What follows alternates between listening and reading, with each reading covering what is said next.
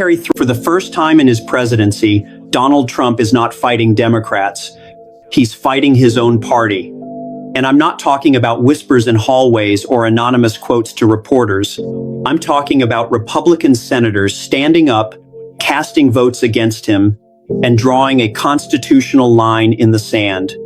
What triggered this? Three things colliding at once: military threats against a NATO ally, an emergency declaration over foreign oil, and an accountability crisis that nobody in Washington wants to explain. Trump's response has been exactly what you'd expect: profanity, threats, and demands for absolute loyalty. But here's what's different this time. It's not working. So today, I'm going to walk you through exactly what happened, why it matters, and what everyone is missing about where this leads. Because this isn't just political drama. This is a stress test of whether American power answers to law or to one man's instincts. Let's get into it. Let me start with the facts, clean and simple.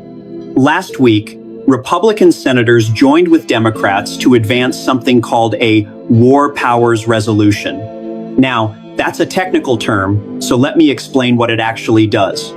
It's a legislative tool designed to limit the president's ability to use military force without Congress approving it first. This vote wasn't symbolic. It wasn't close. It was a direct message from lawmakers to the White House. You don't get to start wars alone.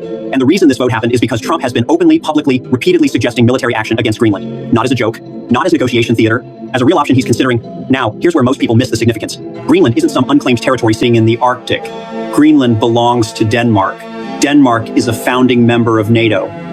And NATO operates on a principle called collective defense, meaning an attack on one member is treated as an attack on all members. So when an American president starts floating military options against allied territory, it's not just unusual. It's constitutionally and internationally explosive. Senator Susan Collins was reportedly on the receiving end of one of Trump's phone calls after she voted for this resolution. The language, according to sources, was harsh. The message was unmistakable: loyalty or consequences.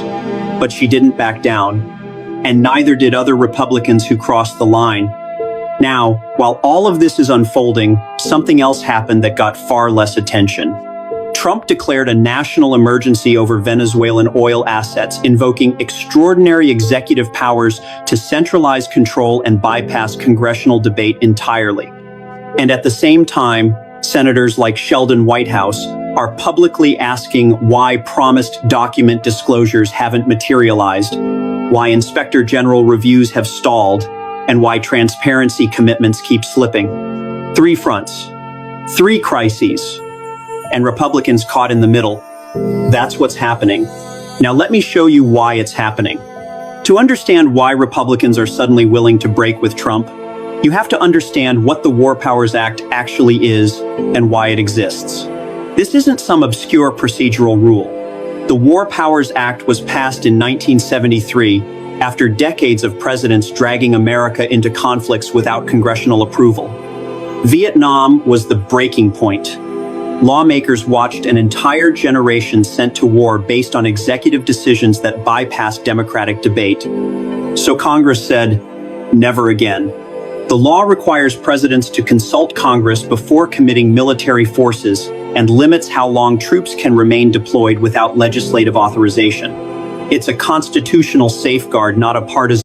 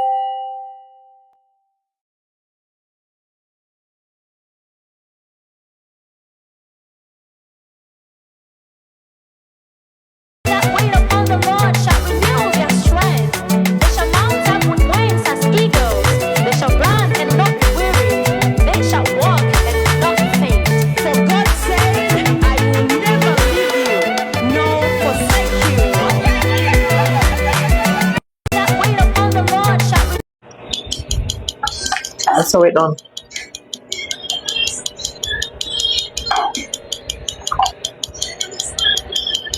They gather in darkness, they whisper in corners, they plot in silence. They think that what they do behind your back will never be seen, never be heard, never be exposed. They plant betrayal like seeds in the soil of their own hearts, believing the harvest will be your downfall. But hear me clearly, every seed returns a harvest to the ground it came from. And what is so? They gather in darkness, they whisper in corners, they plot in silence. They think that what